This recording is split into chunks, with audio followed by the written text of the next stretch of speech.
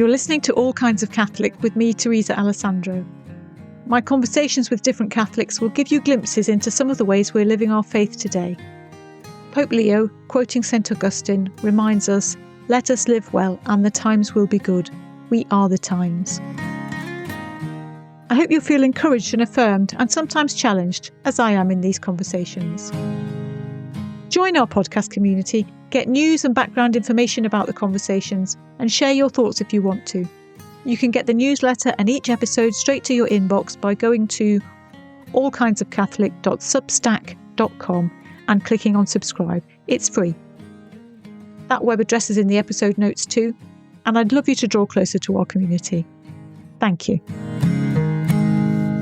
Listeners, thanks for joining today's episode. I'm joined by Paul today, who's in the Clifton Diocese, and we've got some really interesting things to talk about. So we're going to talk about art, particularly around icons, which I don't think we've discussed in a lot of detail before on the podcast. So I'm really looking forward to that. Welcome, Paul. Good to be here. Thank you. Before we talk about the icons and your painting there, maybe we can just get a flavour of who you are then. You were telling me before we began recording that you've had a long career in nursing. Are you someone who went into nursing having been a Catholic young person?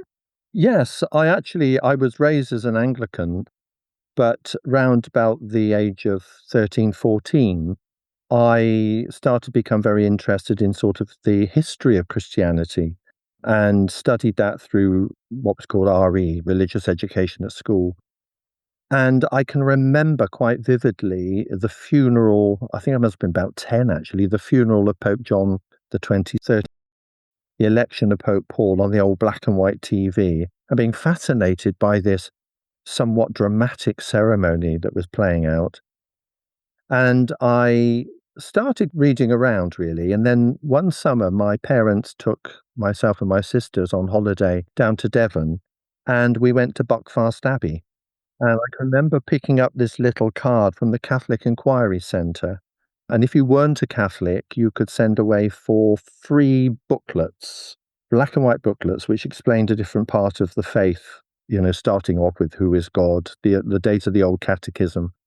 And I used to get these every week. My parents were okay about it. My dad actually was a practicing Freemason. And he said, "You'll never get me in the Catholic Church," but he did eventually. So that's how I became interested. And I went off to a local church in Bristol and I asked for instruction. There was no RCIA then. This is about 1966. I think Vatican II was just about finishing. I was told, yes, by all means, but we're not receiving you into the church until you're 16. Right. So I went to Mass every week and I went to instruction with a couple of priests and a Sister of Mercy. And then I was received into the church and it was nothing like it is now. I think I had to abjure all heresies and recite the Nicene Creed by heart. And then I went to confession then, and then at Mass on Sunday I received Holy Communion. And then I was confirmed soon afterwards. So I've been flirting with Catholicism from a very young age, but I was received into the church actually when I was 16. It's really interesting to get a little glimpse of what it was like back then, becoming a Catholic, because that is so different, isn't it? Oh, absolutely. It was the old penny catechism, Didn't have to learn the answers, but I used to go and ask questions about the answers. I was more or less not left to my own devices, but encouraged to pray the rosary, obviously to go to Mass, practice the first Fridays. So that became sort of ingrained, really, at a young age. Of course, in those days at school, Catholics weren't allowed to join in the school assembly. We were ushered into a room with the Jehovah's Witnesses.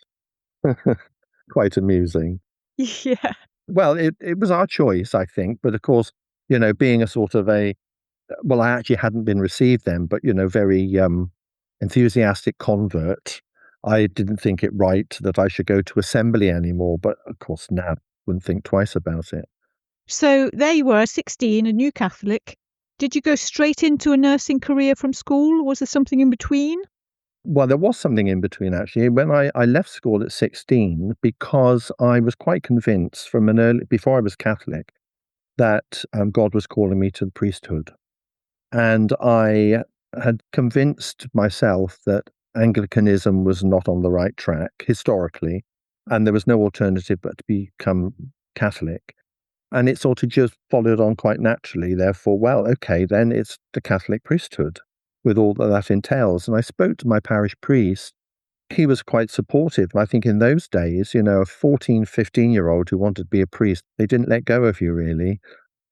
And I was encouraged to look around, and I was going to join the Passionists. They accepted me and said that they would want me to go to, in fact, what was a late vocations college. It was really a college designed for men who wanted to become priests who didn't have the requisite qualifications from school. I left school with 1 O level in art. I subsequently got more and A levels and went on to get degrees, but that's another story. But yes, I went off at 16 to Campion House College in London, which doesn't exist anymore, run by the Jesuits. But quite soon I realized, actually, when I talked to other students, I didn't feel I had a vocation to the priesthood, that I was mistaken. But I became fascinated with some of the stories of one of the infirmarians who had been a brother of St. Camillus, which is a nursing order.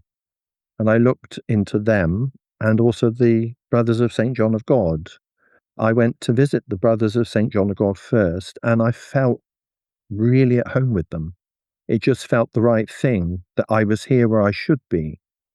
I then started my nurse training at 18, having been to further education college.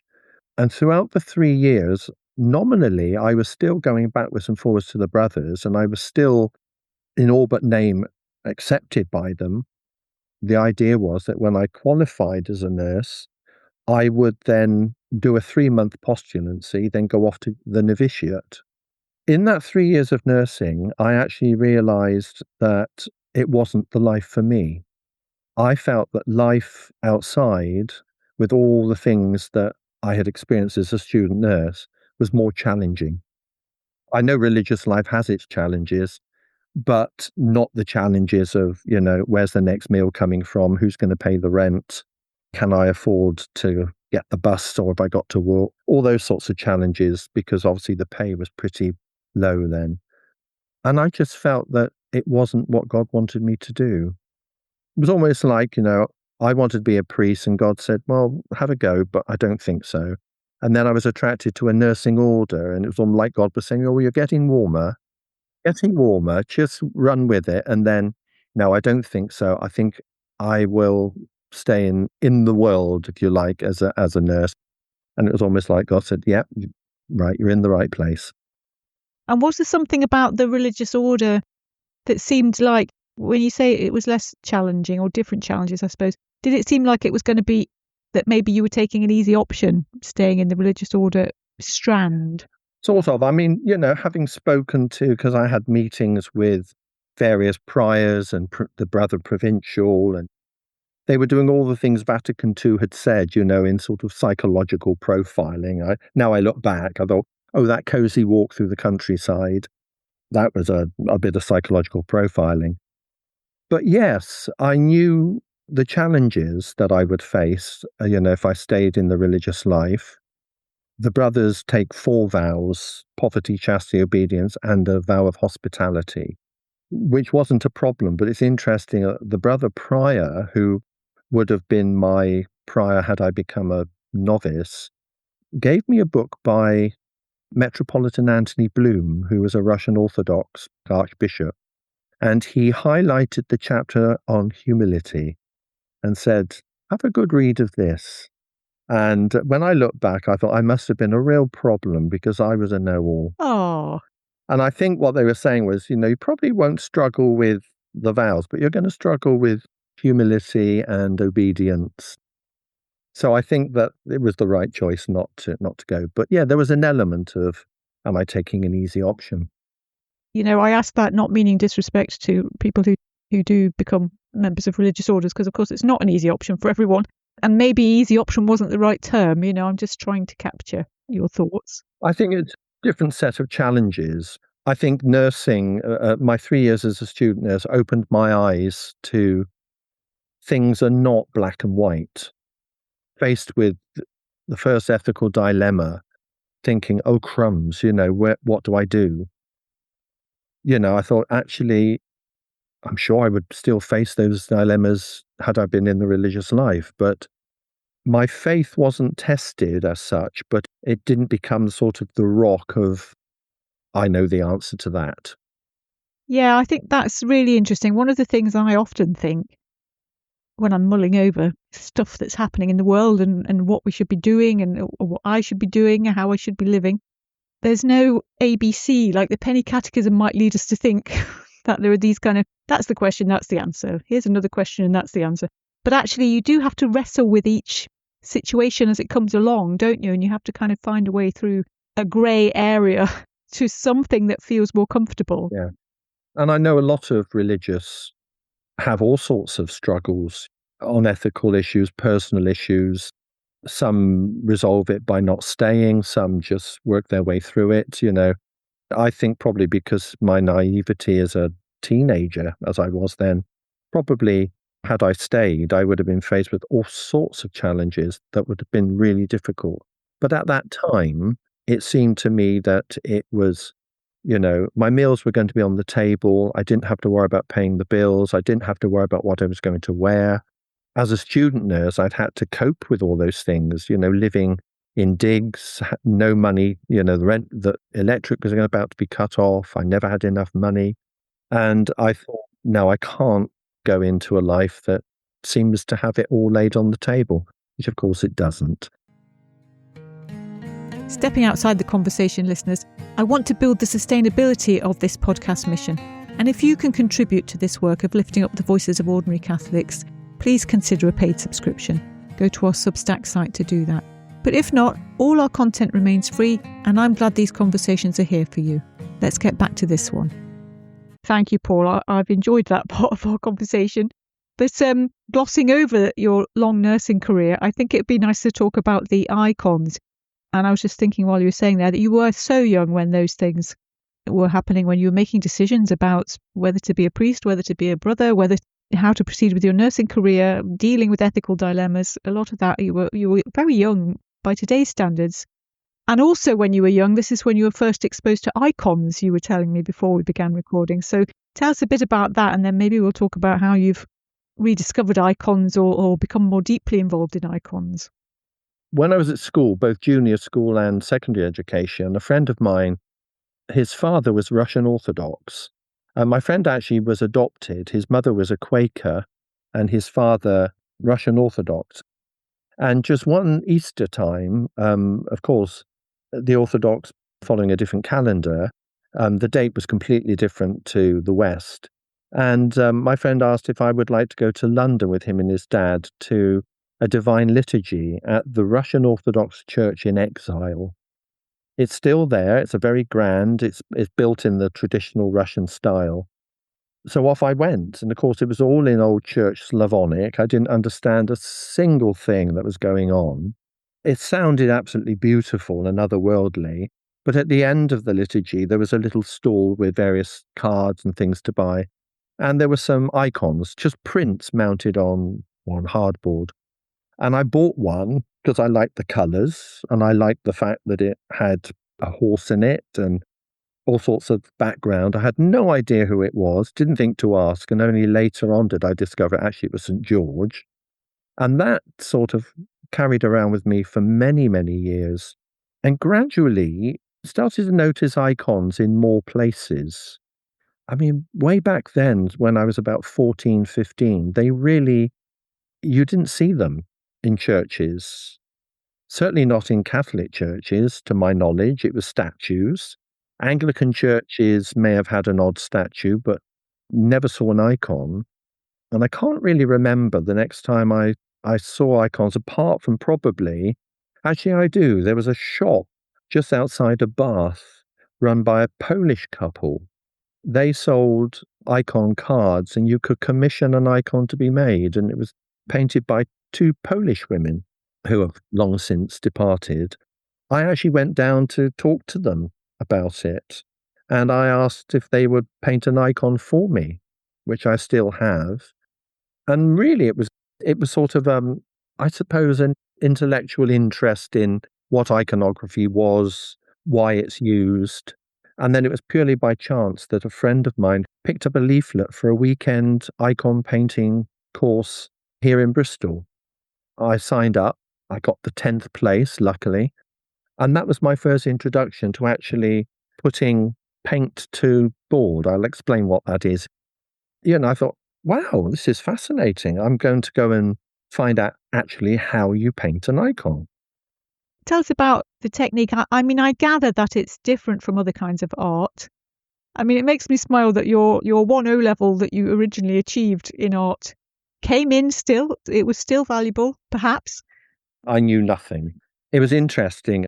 I went off to this workshop. It was Friday afternoon through to Sunday afternoon, run by an iconographer who actually was Catholic.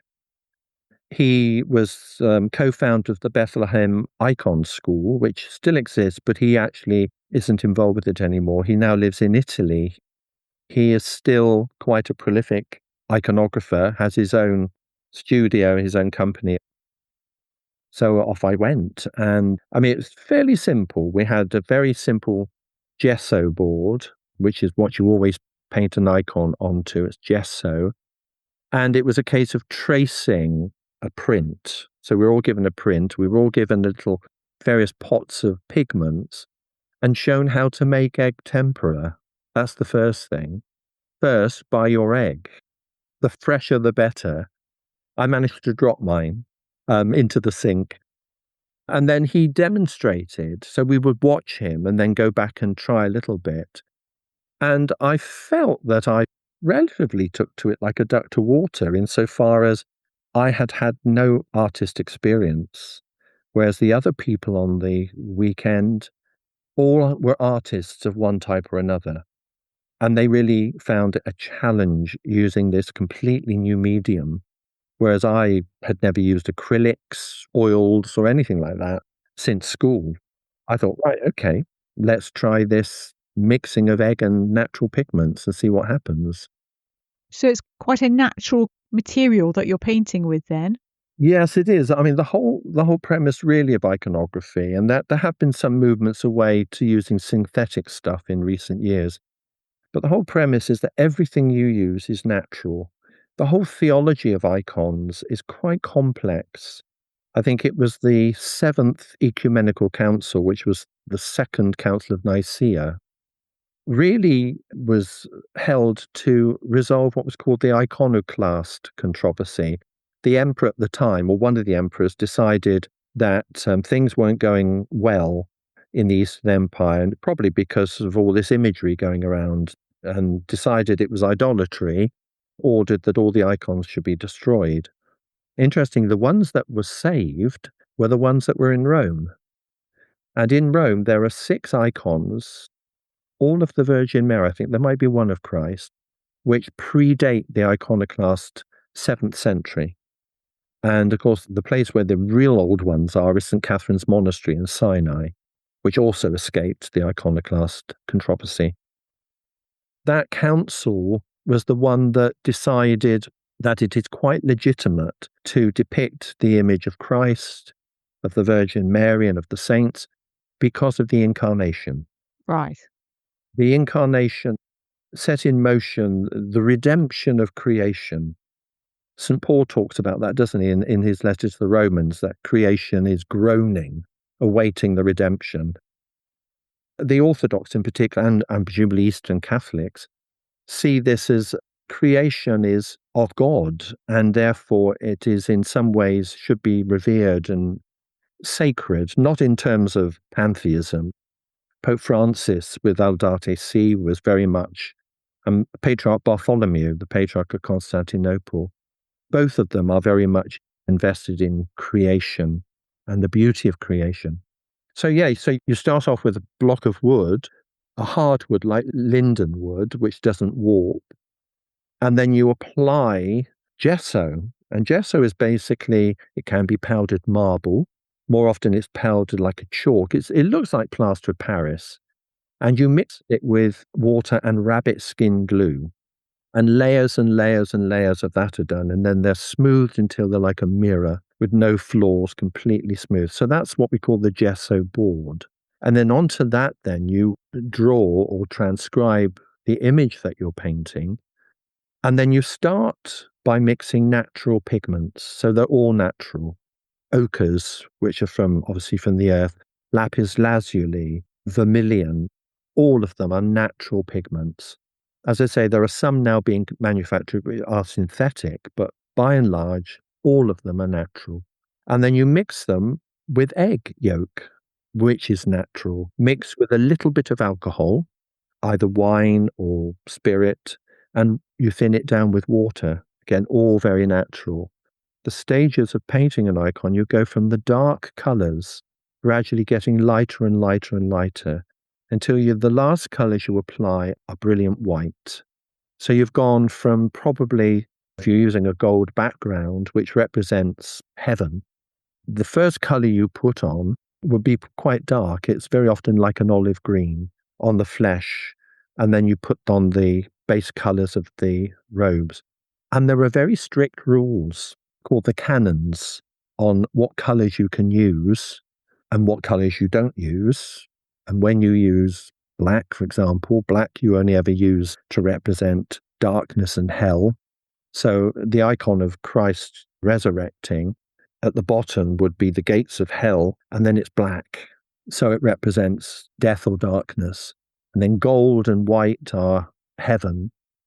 And if you're painting an icon of Christ, you would normally put Christ into a blue robe or a blue tunic covered in a red toga, and the Virgin Mary the other way around. So she would wear red covered in blue. And there's significance, and depending on what icon school you follow, some would say the red represents divinity and holiness, the blue represents humanity. If you're looking at Christ, they say that he's wearing blue, so in that case, what's very confusing is some of the schools say it the other way around. So you would see Christ in a blue robe, which represents his divinity, and then he's putting on humanity, and that's the red. Whereas the Virgin Mary, she's in red because she's human, and then she may put on a blue mantle representing that she has become, they use the word deified, which doesn't mean become a god, but she has reached that reward that we all hope to attain to through her assumption. Yes. So they're very strict. And you can use different shades, but you would never, you wouldn't paint Christ in pale pink and orange. It just would never be done. It would not be recognized as an icon. This is so interesting, Paul, so interesting. I do know that icons, that there is teaching, theological understanding that is being expressed through the way the icon is pictured, what we can see and what it means. I think there's a level at which you can just sit before an icon very prayerfully in a church and feel a deep connection that helps you in your prayer life. But there is also a lot you can learn to help you understand what is actually being expressed there.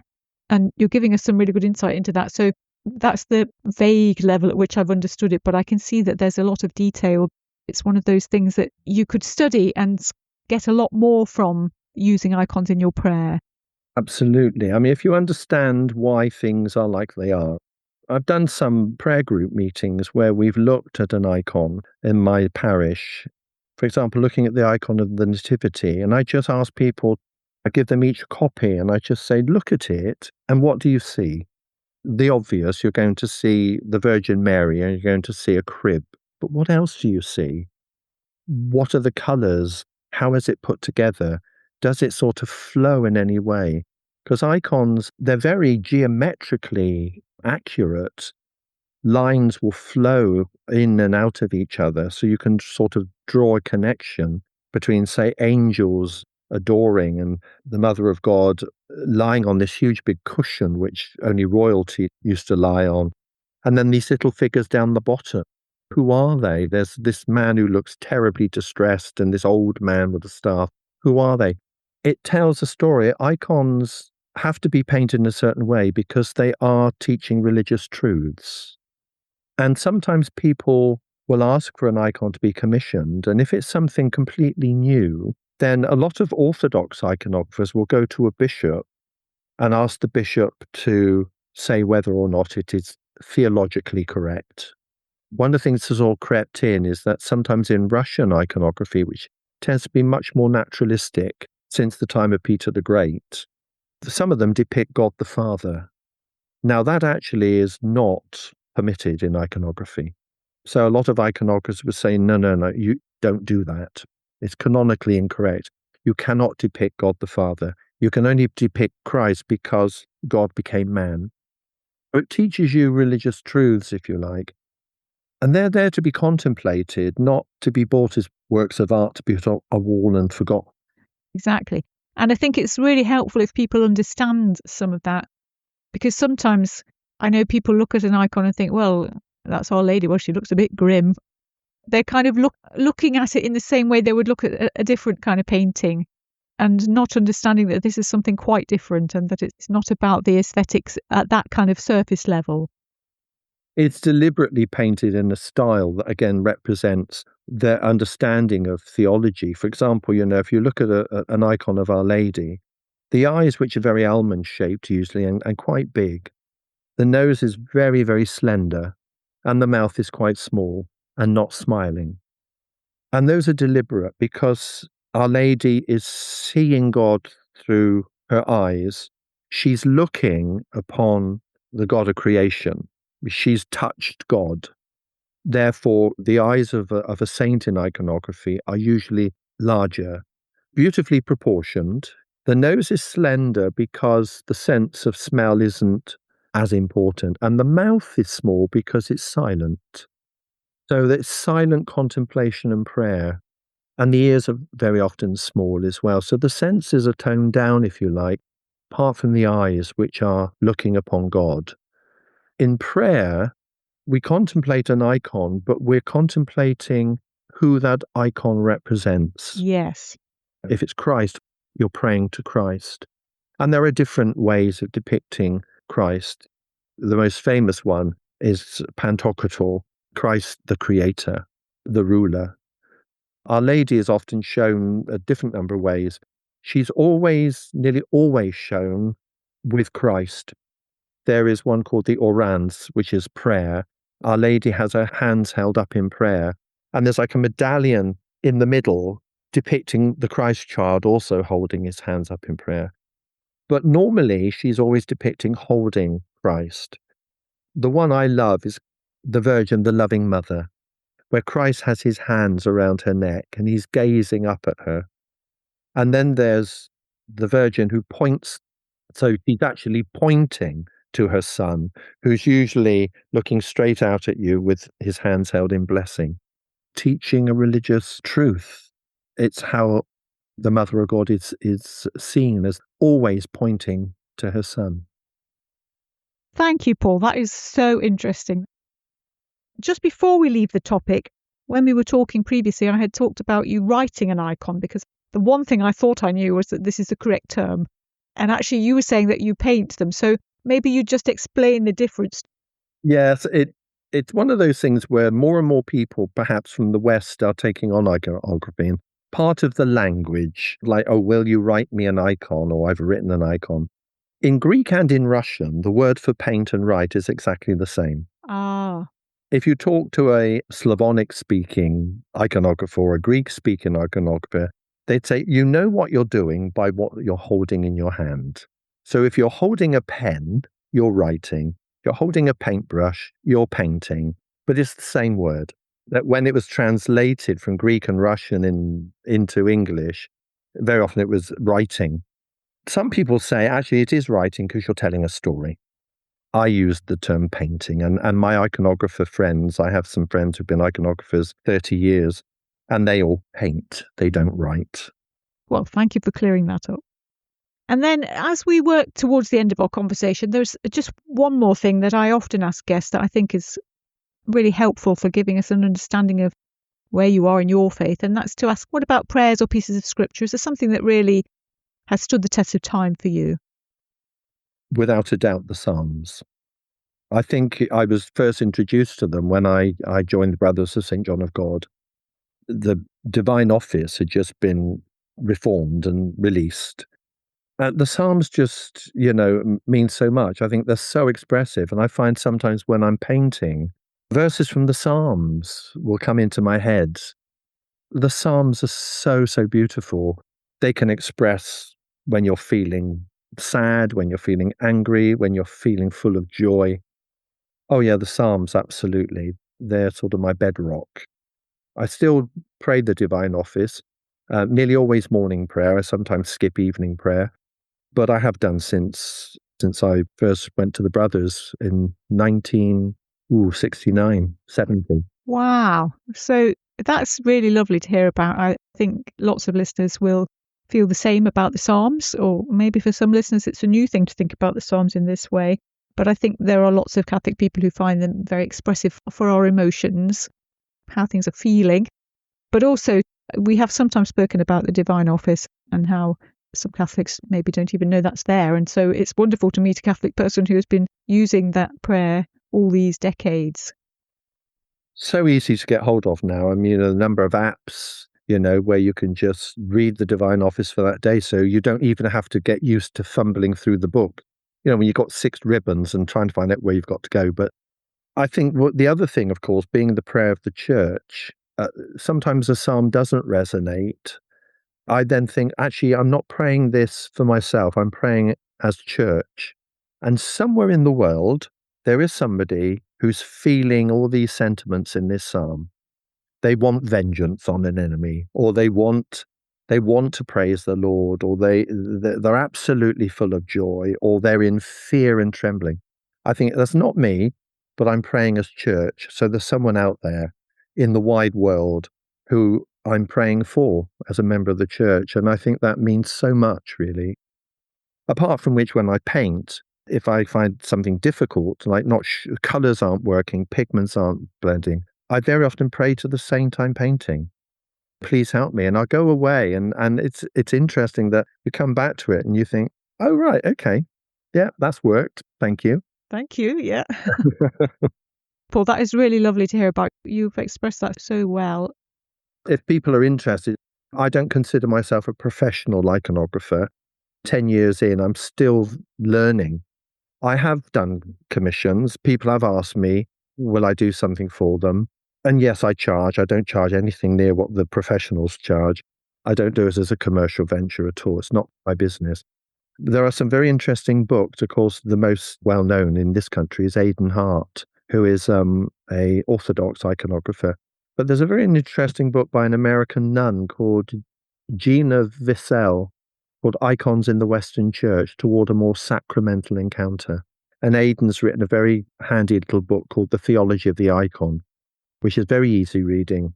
Thank you. And I'll put links or details in the episode notes for listeners who might want to follow up on some of those things. Because while I'm sure some listeners that will have really sparked some interest for them to hear about how you've been working with icons and how you found them helpful.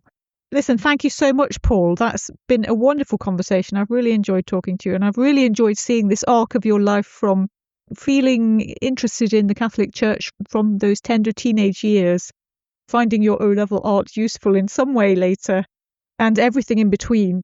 The journey that you've had through your faith all these years and the things that have been a rock for you, different from what you thought they might be maybe when you set out. But still, it's lovely to hear somebody's whole life like that and the things that continue to enthuse you and build your faith. So thank you so much for sharing all of that with us. You're welcome. Thanks so much for joining me on All Kinds of Catholic this time. I hope today's conversation has resonated with you. A new episode is released each Wednesday, and you can follow All Kinds of Catholic on the usual podcast platforms. Rate and review to help others find it. You can also follow us on social media at Kinds of Catholic. And remember, if you connect with us on Substack, you can comment on episodes and share your thoughts and be part of the dialogue there. Until the next time.